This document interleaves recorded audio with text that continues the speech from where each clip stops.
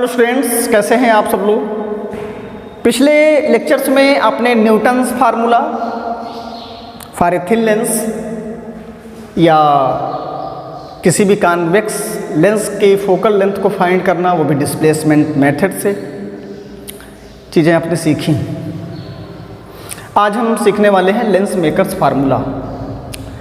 Lens makers formula, या हम ये भी कह सकते हैं कि कोई भी लेंस ले लिया गया है, उसका रिफ्रैक्टिव इंडेक्स कुछ भी हो, किसी भी मटेरियल का भी हो लेंस, उसके सराउंडिंग मीडियम हमारा एयर होगा या सराउंडिंग मीडियम हमारा कोई और ट्रांसपेरेंट मीडियम होगा, जहाँ पर हम ये कह सकते हैं कि उस लेंस के मटेरियल का रिफ्रैक्टिव इंडेक्स कम भी हो सकता है सराउंडिंग मीडियम से, या लेंस के मटेरियल का रिफ्रैक्टिव इंडेक्स ज़्यादा भी हो सकता है उसके सराउंडिंग मीडियम से।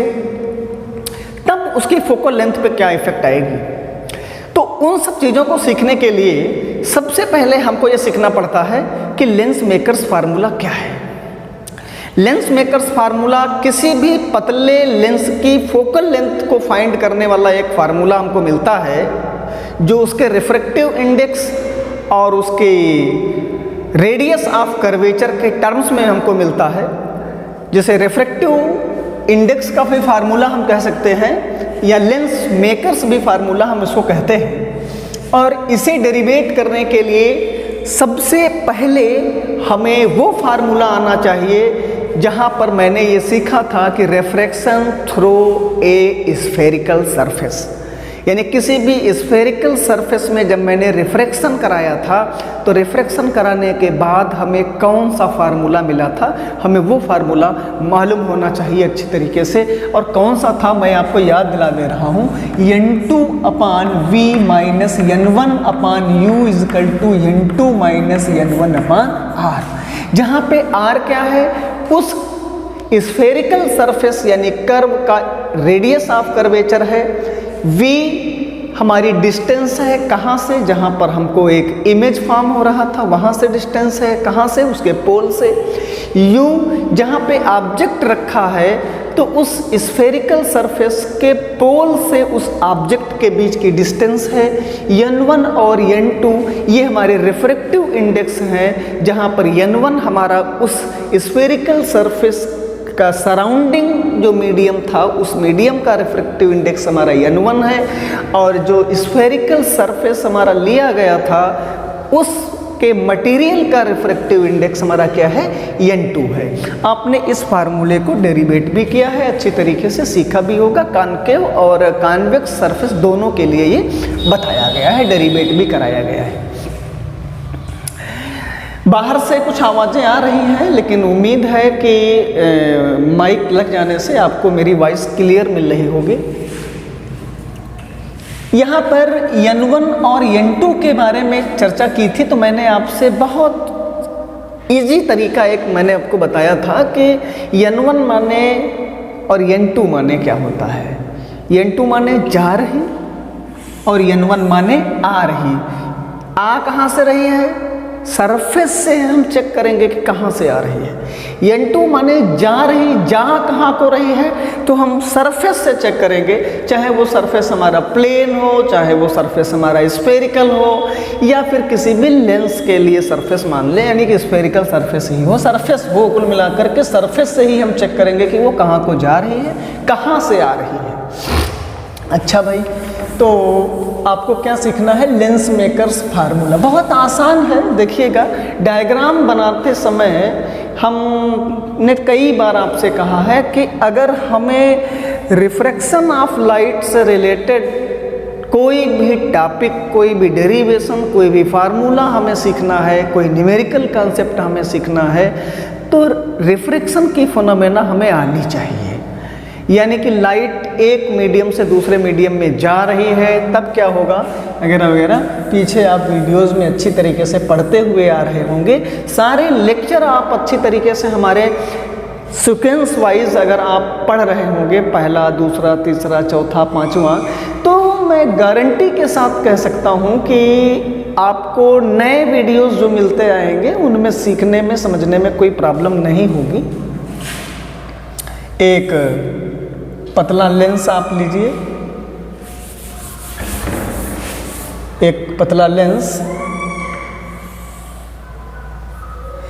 जिसका रिफ्रैक्टिव इंडेक्स क्या है, n मान लेते हैं, चलो मान लेते हैं n2 है। इसका रिफ्रैक्टिव इंडेक्स कितना है भैया, n2 है।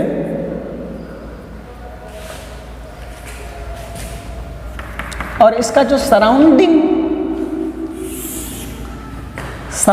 मीडियम है, वो सराउंडिंग मीडियम हमारा बोथ साइड सेम है, इधर भी n1 है, इधर भी n1 है। इसको हम ग्लास मान लेते हैं इस लेंस के मटेरियल को, और इधर हमारा क्या है, एयर है, और इधर भी एयर है, इसलिए दोनों का रिफ्रैक्टिव इंडेक्स क्या है, सेम है। अच्छा, क्या आप ये बताइए कि ये एक जो सरफेस हमारा दिया गया है, स्फेरिकल सरफेस, क्या ये हमारा फर्स्ट पोल होगा और ये हमारा सेकंड पोल होगा? तो P1 और P2, P1 P2 की अगर बात कही जाए तो P1 P2 ये बहुत ही कम होंगे, बहुत ही कम होंगे। क्यों? क्योंकि अभी मैंने आपसे बताया कि refraction through a thin lens, बहुत पतला लेंस है। बच्चों ये ध्यान रखिएगा कि जितना ही वो पतला लेंस होगा उतनी ही उसकी फोकल लेंथ हमारी ज़्यादा होगी, यानी कि वो लार्ज एपर्चर का होगा, यानी कि उसका द्वारक जो होगा वो बड़ा होगा। तो P1 P2 की थिकनेस अगर मान लिया जाए T है, तो जो अप्रॉक्स हम 0 के इक्वल मान लेंगे, यानी कि सपोज करेंगे ऐसा कि वो 0 है, क्योंकि थिकनेस बहुत ना के बराबर है उसकी। और इस फर्स्ट सरफेस के लिए जो रेडियस ऑफ कर्वेचर होगी वो R1 होगी, और दूसरे वाले सरफेस के लिए जो रेडियस ऑफ कर्वेचर होगी वो क्या होगी, R2 होगी। तो N2 हमारा रिफ्रैक्टिव इंडेक्स, R1 और R2 उसके लिए रेडियस ऑफ कर्वेचर, और इसकी जो फोकल लेंथ है वो मान लिया जाए F है। ठीक है, बोलो भाई।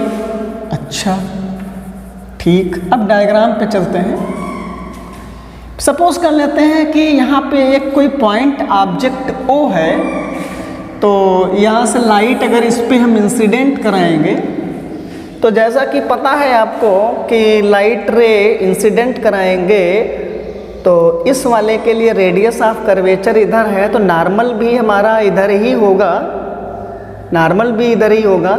तो वो नॉर्मल की ही ओर बेंड होगी, और नॉर्मल की ओर बेंड होने के बाद जब इस सरफेस से बाहर निकलेगी तो उसके लिए नॉर्मल हमारा इधर होगा, इसलिए वो नॉर्मल से दूर भागेगी, यानी कि अवे फ्रॉम नॉर्मल, क्योंकि वो ग्लास से एयर में जा रही है। इस वजह से इसका जो फाइनल इमेज हमको कहीं मिलेगा वो यहीं कहीं पर हमको मिल जाएगा।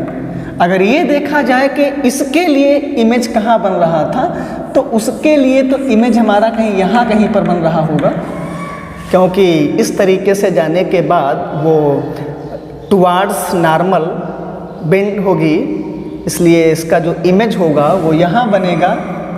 और दूसरे वाले सरफेस के लिए वो अवे फ्रॉम नॉर्मल, इसलिए उसका इमेज हमारा यहाँ बनेगा, जो हमारा फाइनल इमेज कहलाएगा। क्या कहलाएगा? फाइनल इमेज कहलाएगा। सिंपल सी बात है कि ये एक जो सरफेस दिया गया है, इसने इस ऑब्जेक्ट का इमेज यहाँ पे फॉर्म किया। ठीक, अब ये जो इमेज हमारा है, ये इमेज इस सेकंड सरफेस के लिए, जो सेकंड सरफेस है, उस सेकंड सरफेस के लिए एज ए ऑब्जेक्ट के रूप में काम करेगा। तो ऑब्जेक्ट हो जाएगा इसके लिए। तो जिसका फाइनल इमेज फॉर्म हो रहा है वो कहाँ पर मिल रहा है? आई पर मिल रहा है। क्लियर? डायग्राम से रिलेटेड तो कोई प्रॉब्लम नहीं है। अब डिस्टेंस अगर हम देख लें तो यहाँ से यहाँ की जो डिस्टेंस होगी वो u होगी, जैसा कि मैंने आपसे कई बार कहा कि अगर लेंस हमारा पतला है तो उसकी सारी डिस्टेंस हमारी ऑप्टिकल एक्सिस से ही मेजर की जाएंगी, ना कि उसके पोल से। अगर लेंस मोटा हो जाता है तो उसकी थिकनेस हमारी बढ़ जाती है, इस वजह से हम पोल से काउंट करते हैं। लेकिन यहाँ पर हम क्या कर रहे हैं, उसके ऑप्टिकल एक्सिस से नोट कर रहे हैं। क्यों? क्योंकि लेंस बहुत ही पतला है। और यहाँ से फाइनल इमेज के डिस्टेंस हमारी v होगी, और जो फर्स्ट सरफेस से हमारा इमेज बन रहा है आई डैश पर, वहाँ की डिस्टेंस मान लिया जाए v डैश है। जो सारी चीज़ें डायग्राम में दी गई हैं, लिखी हैं, उनको भी आप अच्छी तरीके से ध्यान देते रहिएगा। लिखना बहुत आसान है। सपोज कर लीजिएगा कि कोई L एक पतला लेंस है, कॉन्वेक्स लेंस है, जिसका रेडियस ऑफ कर्वेचर R1 और R2, रिफ्रैक्टिव इंडेक्स N2 और फोकल लेंथ F है। पॉइंट ऑब्जेक्ट लेंस से U डिस्टेंस पे रखा हुआ है, जिसका फर्स्ट सरफेस का इमेज I डैश पे बनता है, जिसकी लेंस से डिस्टेंस V डैश है। सेकेंड सरफेस से उस इमेज का जो फाइनल इमेज हमको मिलता है वो I पर मिलता है, जहां I डैश सेकेंड सरफेस के लिए एक ऑब्जेक्ट के रूप में काम करता है, जिसकी फाइनल इमेज की डिस्टेंस लेंस से v है। तो आप लिखेंगे क्या इसमें कि फर्स्ट सरफेस के लिए रिफ्रैक्टिव इंडेक्स का जो फार्मूला है n2 upon v minus n1 upon u is equal to n2 minus n1 upon r से। अब देखिए, इस फार्मूले में केवल वैल्यू पुट करनी है। फर्स्ट सरफेस के लिए वैल्यू अगर आप पुट करेंगे, n2 माने क्या है, जा रही है, तो ये जो सरफेस है इसके लिए जा कहाँ रही है, लेंस में ही जा रही है। तो लेंस का रिफ्रैक्टिव इंडेक्स, यानी आप यहाँ पर लिखेंगे कि रिफ्रैक्टिव इंडेक्स के फार्मूले से n2 अपान v माने इसके लिए इमेज कहाँ बना है, आई डैश पे, जिसकी डिस्टेंस कितनी है, v डैश है, माइनस n1 माने आ रही, आ कहाँ से रही है, एयर से ही, तो जिसका रिफ्रैक्टिव n1 है और डिस्टेंस u ही है। n2 minus n1 upon r, यानी n2 minus n1 upon r माने फर्स्ट सरफेस के लिए r1। ठीक है, कोई प्रॉब्लम होनी नहीं चाहिए, बहुत आसान है, आप इसको अच्छी तरीके से लिख सकते हैं, कोई प्रॉब्लम नहीं है। देखिए, मैं यहाँ पर आपको कॉन्सेप्ट बता सकता हूँ, आप उसको अपनी लैंग्वेज में बहुत अच्छा तरीके से लिखने का प्रयास करिएगा। तैयारी वही अच्छी मानी जाती है जब हम कुछ अपने आप करें, सीख लें, लेकिन सीखने के बाद उसको अपने आप करने का प्रयास करें। बात समझ में आई? तो आप उसको सीखिए, और सीखने के बाद उसको अपने आप करने का प्रयास करिए, उसको लिखिए साथ में, कैसे इसकी भाषा लिखी जाएगी, कैसे क्या होगा, अपने आप सब आने लगेगा। क्योंकि हम नकल करके कहाँ तक लिखें, हम बोल दें या लिख दें, आप कहाँ तक उसको लिखेंगे, कहाँ तक लिखेंगे, कब तक लिखेंगे। अपने आप लिखने का एक प्रयास करें, बहुत बेनिफिट मिलेगा, मेरा मानना है जहाँ तक। अब सेकंड सरफेस के लिए अगर देखा जाए तो फिर वही सेकंड सरफेस के लिए तो क्या लिखेंगे, सेकंड सरफेस के लिए पुनः, यानी कि अगेन रिफ्रैक्टिव इंडेक्स फार्मूले क्या हो जाएगा, हाँ, n2 माने जा रही, तो इस सरफेस के लिए जा कहाँ रही है, एयर में, तो n1 अपान v, तो इस v माने फाइनल इमेज, इसके लिए तो v यही तो था, v minus n1 upon u, n1 माने आ रही, आ कहाँ से रही, तो इस वाले सरफेस के लिए तो ग्लास से ही तो आ रही थी ना, तो ग्लास से आ रही अपान u, तो इसके लिए ये क्या एक ऑब्जेक्ट की तरह काम कर रहा था, जिसकी डिस्टेंस v डैश है, इजकल टू n2 माने जा रही, कहाँ एयर में, n1 माने आ रही, कहाँ ग्लास से, अपान r2, यानी कि सेकेंड सरफेस के लिए वो रेडियस ऑफ कर्वेचर।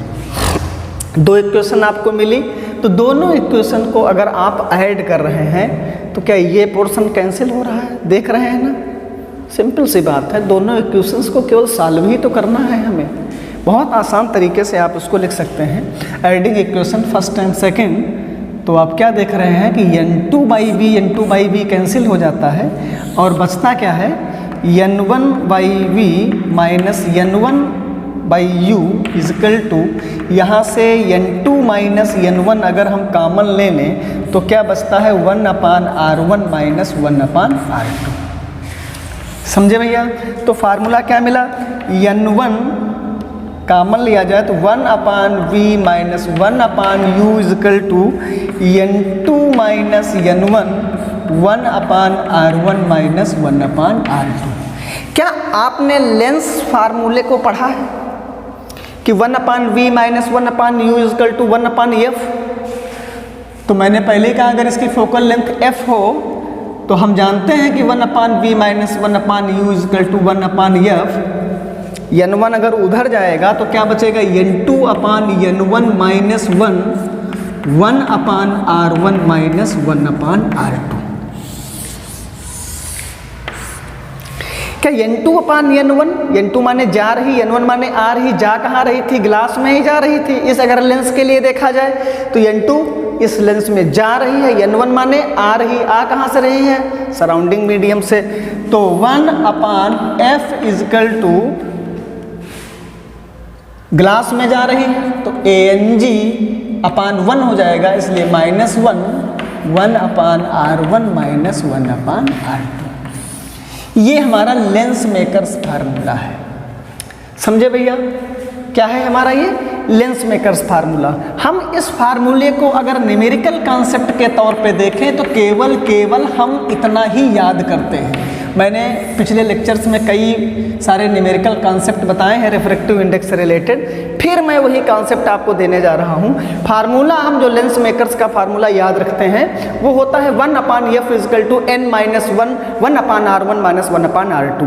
n-1 जहाँ कहीं पर भी n लिखा हो वहाँ पर हम क्या लिखते हैं, n2/n1। n2/n1, n2 माने जा रही, n1 माने आ रही। अगर मान लिया जाए यहाँ पे कोई सराउंडिंग मीडियम हमारा एयर ना हो करके वो कोई लिक्विड हो जाता, या कोई कह सकते हैं कि ऐसा ट्रांसपेरेंट मीडियम हो जाता जिसका रिफ्रैक्टिव इंडेक्स 1 नहीं होता है, कोई कुछ और हो, तो वहाँ पर हम ये कहते हैं कि n माने n2/n1। n2 माने जा रही, जा कहाँ है, जाएगी कहाँ, ग्लास में ही जाएगी। n1 माने आ कहाँ से रही है, सराउंडिंग मीडियम से आ रही है। सपोज कर लें कि इसके चारों ओर पानी भरा है, या पानी भरा हो उसमें हम किसी लेंस को डिप करा दिए हैं, तो अगर लेंस को मैंने डिप करा दिया है तो स्वाभाविक सी बात है कि इसका रिफ्रैक्टिव इंडेक्स n2/n1 में जब लिखेंगे तो n2 माने जा रही यानी कि लेंस में, यानी लेंस का रिफ्रैक्टिव इंडेक्स अपान n1, और n1 माने आ रही, कहाँ से आ रही थी, सराउंडिंग मीडियम से आ रही थी। सराउंडिंग मीडियम क्या था, वाटर था, तो वाटर के लिए क्या लिख देंगे, ANW। तो Ang/ANW माइनस 1, कोई प्रॉब्लम नहीं है। तो अब आप ये समझ लीजिएगा कि इस फार्मूले को लेकर के कि 1/f यानी कि फोकल लेंथ फाइंड करनी है अगर एयर में, तो R1 और R2 की वैल्यू पता हो और सीधे सीधे उसका रिफ्रैक्टिव इंडेक्स पता हो, सराउंडिंग मीडियम का रिफ्रैक्टिव इंडेक्स पता हो, हम फोकल लेंथ फाइंड कर लेंगे। अगर फोकल लेंथ फाइंड कर लेंगे तो क्या ये फोकल लेंथ हमारी 1/v माइनस 1/u के ठीक इक्वल होगी क्या? तो ठीक लेंस फार्मूले में जो मैंने फार्मूले और न्यूमेरिकल्स पढ़े थे तो वहाँ से भी रिलेटेड कुछ न्यूमेरिकल्स यहाँ पर मिल सकते हैं कि इसका रिफ्रैक्टिव इंडेक्स दे दिया जाएगा, इसके रेडियस ऑफ कर्वेचर्स दे दिए जाएंगे, और कहेगा कि इससे 10 सेंटीमीटर की डिस्टेंस पे कोई ऑब्जेक्ट रखा है, तो बताइए फाइनल इमेज हमको कहाँ पर फॉर्म हो, कहाँ पर मिलेगा। तो सबसे पहले आप क्या करेंगे, ये u दिया है, v पूछ रहा है, f नहीं दिया है, तो f को निकालने के लिए ही तो इसका रिफ्रैक्टिव इंडेक्स और इसके रेडियस ऑफ कर्वेचर दिए गए हैं। तो इस फार्मूले से आप पहले फोकल लेंथ फाइंड करेंगे, फोकल लेंथ फाइंड करेंगे, उसको हम 1/v माइनस 1/u के ठीक इक्वल कर देंगे, u की वैल्यू पुट कर देंगे, v अपने आप निकल आएगा। अगर मान लिया जाए एक्सटेंडेड ऑब्जेक्ट होगा तो ऊर्ध्वाधर खड़ी हुई अगर है वस्तु तो उसका इमेज भी हमारा खड़ा ही बनाएगा। तो स्वाभाविक सी बात है कि उसकी अगर हाइट पूछी जाए तो मैग्नीफिकेशन ऑफ यानी लीनियर मैग्नीफिकेशन का फार्मूला हम लगा करके उसकी हाइट भी फाइंड कर लेंगे। कुल मिला करके हम न्यूमेरिकल्स कॉन्सेप्ट के तौर पर देखें तो कई तरीके से इसमें न्यूमेरिकल हमको मिलेंगे। अच्छा भैया, तो जरा एक न्यूमेरिकल कॉन्सेप्ट हम ये देखें। सपोज कर लीजिएगा कि ये कोई एक लेंस है,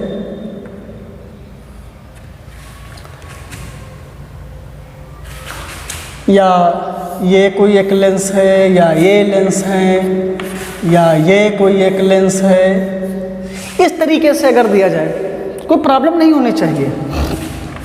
मैंने आपसे क्या कहा, इसके लिए R1 इधर ही, इसके लिए R2 इधर ही, तो क्या ये दोनों पॉजिटिव होंगे क्या? नहीं, ये दोनों निगेटिव माने जाएंगे। ध्यान रखना, इसके लिए अगर देखा जाए तो R1 इधर जो पॉजिटिव होगा और R2 हमारा इनफाइनाइट हो जाएगा। इसके लिए R1 इधर, इसके लिए R2 इधर, यानी कि इसके लिए R1 नोट किया जाएगा तो वो निगेटिव नोट किया जाएगा और R2 जो नोट किया जाएगा वो पॉजिटिव होगा। अब मान लिया ये है तो इसके लिए R1 इधर जो निगेटिव, और ये प्लेन है सरफेस, इसके लिए हमारा इनफाइनाइट रहेगा। अच्छा, तो R1 और R2 की जो वैल्यू है न्यूमेरिकल में, ये पुट करते समय ज़रूर ध्यान रखना है कि कहीं R1 और R2 की वैल्यू हम पॉजिटिव की जगह पे नेगेटिव न रख दें और नेगेटिव की जगह पे पॉजिटिव न रख दें। सपोज कर लेते हैं कोई एक लेंस है, by convex lens, radius of curvature R1 = R2 = 10 centimetre, इसका रिफ्रैक्टिव इंडेक्स 1.5 है। आपसे कहा जाए कि इसका फोकल लेंथ फाइंड करिए, तो सिंपल सी बात है 1/f = n-1, 1/R1 - 1/R2। Surrounding medium हमारा एयर है, यानी कि एयर में रखा हुआ है, तो 1/f = 1.5 - 1, 1/10 - 1/10। क्या सही है ये? तो 10 कैंसिल हो गया, 0 हो गया, यानी कि f तो फाइनाइट डिस्टेंस बताएगा। तो फाइनाइट डिस्टेंस क्यों बताएगा? अब R1 के लिए ये पॉजिटिव, इसके लिए R2 निगेटिव, तो ये निगेटिव पुट की जाएगी तो ये प्लस हो जाएगा, यानी कि 1/f = 0.5 × 2/10। सॉल्व कर लीजिएगा, 1/f 2 5 और ये डेसिमल हटा 0, यानी कि 1/10, तो f = 10 सेंटीमीटर। ठीक है, इस तरीके से सपोज कर लेते हैं कि ये कोई लेंस दे रखा गया है, R1 = 20 सेंटीमीटर, R2 = 10 सेंटीमीटर और refractive index of lens is 1.5 centimetre. Focal length बताना है, तो n-1 1/R1 - 1/R2, तो 1/f = n-1, यानी कि 1.5 - 1, 1/R1, R1 पहला, तो इसके लिए भी नेगेटिव, यानी -1/20, -1/R2, R2 के लिए 10, वो भी निगेटिव, तो प्लस हो जाएगा। ये सॉल्व कर लें तो 1/f = 0.5 और ये कितना हो जाएगा, 10 - 20, यानी कि माइनस का 10/200, ये डेसिमल हटता है, 0 बढ़ता है, ये कैंसिल, और 5 4 जा, यानी कि f = -40 सेंटीमीटर। तो इस तरीके से हम देखते हैं कि उसकी फोकल लेंथ फाइंड कर लेंगे। ये कब है? जब इसका सराउंडिंग मीडियम हमारा क्या है? सराउंडिंग मीडियम क्या है हमारा? एयर है। अब जरा देखते हैं कि लेंस के दोनों अगर हमारे डिफरेंट मीडियम होंगे तब हम उसका फार्मूला कैसे डेरिवेट करेंगे। केवल आप फार्मूला और उसके कॉन्सेप्ट आप सीखते रहिएगा कि डिफरेंट टाइप के न्यूमेरिकल्स आपको एक अगले नए वीडियोज़ में मिलेंगे कि किस तरीके से न्यूमेरिकल्स हम उसमें पूछे जाते हैं और कैसे उनको हम सॉल्व करें। तो ध्यान देंगे कि लेंस के दोनों ओर मीडियम हमारा भिन्न भिन्न हो, वही प्रोसेस, कोई डिफरेंट प्रोसेस नहीं। इसका रिफ्रैक्टिव इंडेक्स इधर का मान लिया जाए n1 है और इसका रिफ्रैक्टिव इंडेक्स n2 है और इस ओर रिफ्रैक्टिव इंडेक्स n3 है। ये कंडीशन हमको कैसे मिल सकती है? जैसे एज ए एग्जाम्पल देखा जाए कि कोई कंटेनर लिया गया, उसमें जल भर दिया गया है और उसके ठीक ऊपर एक लेंस रख दिया गया। यहाँ पे कोई एक ऑब्जेक्ट ले लिया गया, तो क्या इस ऑब्जेक्ट का इमेज कहीं ना कहीं तो बनेगा आकर के यहाँ पर। तो बताओ, लाइट रे हमारी जो आ रही है वो क्या इस वाटर से होते हुए जा रही है? कहाँ गई? इस मीडियम से होते हुए यानी कि लेंस के रिफ्रैक्टिव इंडेक्स को क्रॉस करते हुए दूसरे रिफ्रैक्टिव इंडेक्स वाले मीडियम में जा रही है, यानी कि यहाँ हमारा कहीं इमेज बन रहा है, तो स्वाभाविक सी बात है कि इस ओर और इस ओर दोनों ओर हमारा डिफरेंट मीडियम है। तब हम न्यूमेरिकल्स में कौन सा फार्मूला यूज करेंगे?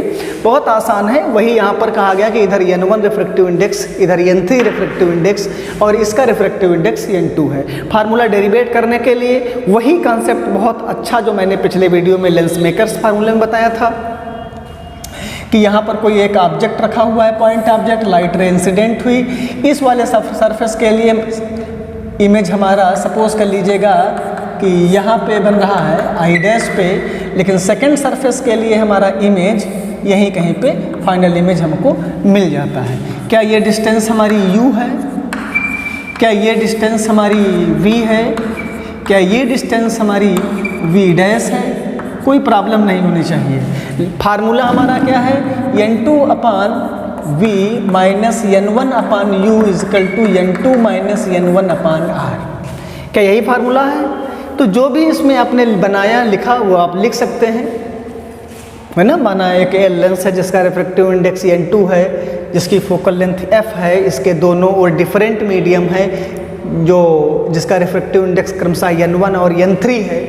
माना O एक पॉइंट ऑब्जेक्ट है जिसका फर्स्ट सरफेस से इमेज हमारा आई डैश पे बनता है, जिसकी लेंस से डिस्टेंस v डैश है। सेकंड सरफेस के लिए आई डैश एक ऑब्जेक्ट की तरह काम करता है जिसका फाइनल इमेज हमारा पॉइंट I पे मिलता है, जिसकी लेंस से डिस्टेंस v है।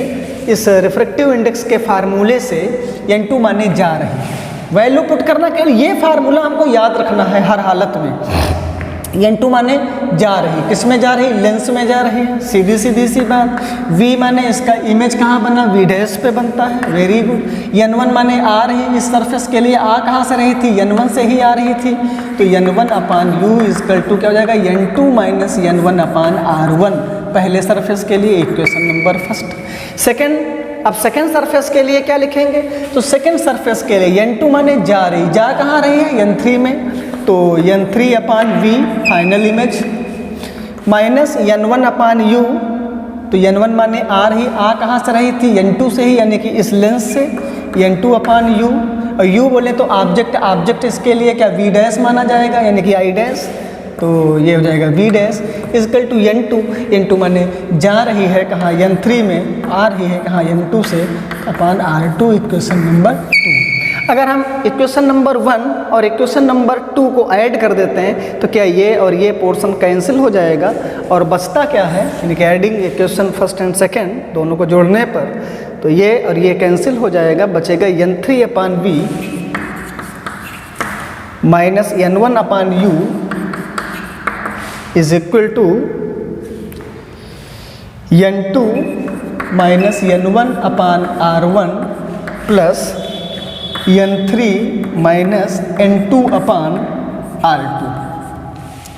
ठीक है, ये फार्मूला हमको मिलेगा। इस फार्मूले में आप वैल्यू पुट करके आप उस न्यूमेरिकल्स को सॉल्व कर सकते हैं। हमको u और v, यानी u दिया होगा, v फाइंड करना होगा कहाँ पे मिल रहा है, n1 n3 यानी कि इसका रिफ्रैक्टिव इंडेक्स n1, इसके लिए n2 और यहाँ क्या है? n3 है। ठीक है, तो न्यूमेरिकल आप सॉल्व कर लेंगे। क्या डाटा ही तो नहीं दिया है यार, प्रैक्टिस करिए, हो जाएगा। कोई भी डाटा लेकर के प्रैक्टिस कर लो, न्यूमेरिकल मिलेगा। अब जरा इस फार्मूले से रिलेटेड अगर हम देखें कि n2 और n1 और n1 n2 n3 में क्या रिलेशन हो सकता है, इसके लिए बहुत अच्छा एक कॉन्सेप्ट हमारा पूछा जाता है, बहुत अच्छा कॉन्सेप्ट पूछा जाता है। जैसे अगर जरा यहाँ पे आओ कि अगर सपोज कर लिया जाए कि u हमारा इनफाइनाइट हो जाए तो v क्या हो जाएगा? क्या फोकल लेंथ के इक्वल हो जाएगा? बताओ भाई, बोलिए। u अगर फाइनाइट हो जाएगा तो v क्या हो जाएगा? ठीक फोकल लेंथ के इक्वल हो जाएगा। अब वो फोकल लेंथ हमारा मेन फोकस होगा, क्योंकि इसका मेन फोकस इधर f और फर्स्ट फोकस हमारा f डैश।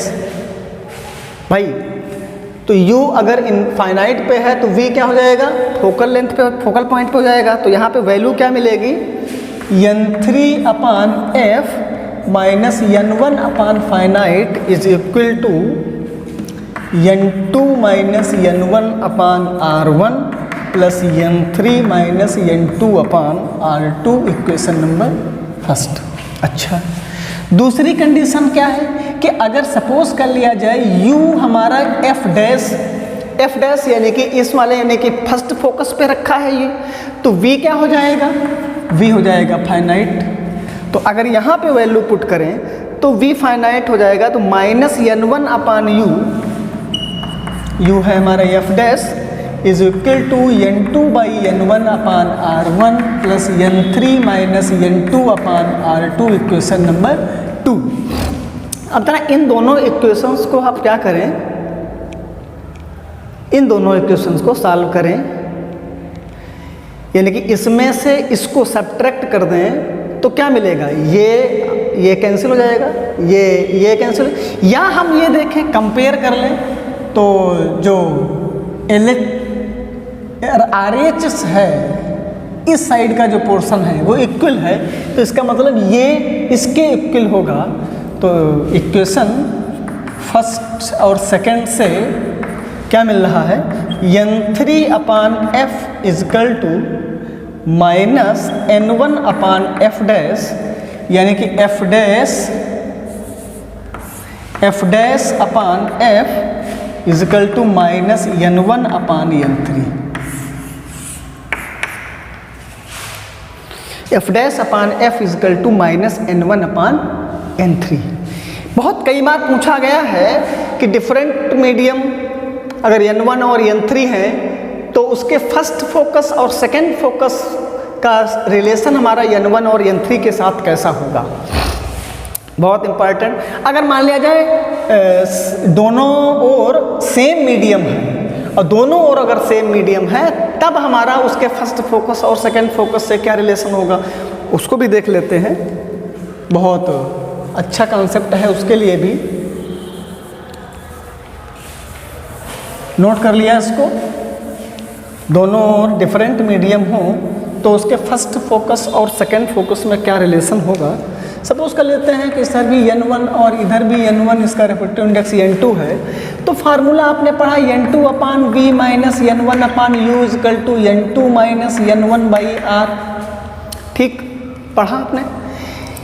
यार ये बताओ कि अगर वही कंडीशन, पहली कंडीशन u हमारा f डैश पे है तो क्या v फाइनाइट हो जाएगा, और दूसरी कंडीशन u अगर फाइनाइट पे है तो v क्या सेकंड फोकस पे आ जाएगा। अच्छा, तो u यहाँ पे n2 बाई v क्या है, फाइनाइट है, minus n1 by u is equal to n2 by n1 upon r, तो इसका मतलब ये f डैश पर है। अच्छा, दूसरी कंडीशन के लिए कि n2 by f minus n1 by finite is equal to n2 minus n1 by r। अब जरा इन दोनों इक्वेशंस के लिए हम देखें तो ये इक्वल है तो ये भी पोर्शन हमारा इक्वल होगा, यानी कि n2f is equal to minus n2f is equal to minus n1 upon f dash. समझे भैया, तो f dash upon f is equal to minus n1 upon n2। समझे, f डैश यानी कि first focus upon second focus यानी main focus is just equal to the ratio of refractive index of surrounding medium and refractive index of material of lens minus n1 upon n2। ठीक है, conceptual question है, पूछे जाते हैं, इनको ध्यान रखिएगा, नोट कर लीजिएगा इन्हें। अब दोनों ओर डिफरेंट मीडियम के लिए क्लियर हो गया। कुछ नई चीज़ें आपको नए वीडियोस में, जैसे लेंस मेकर्स फार्मूले से रिलेटेड कुछ न्यूमेरिकल कॉन्सेप्ट आपको मिलेंगे, आप देखते रहिएगा भैया फिजिक्स। धन्यवाद।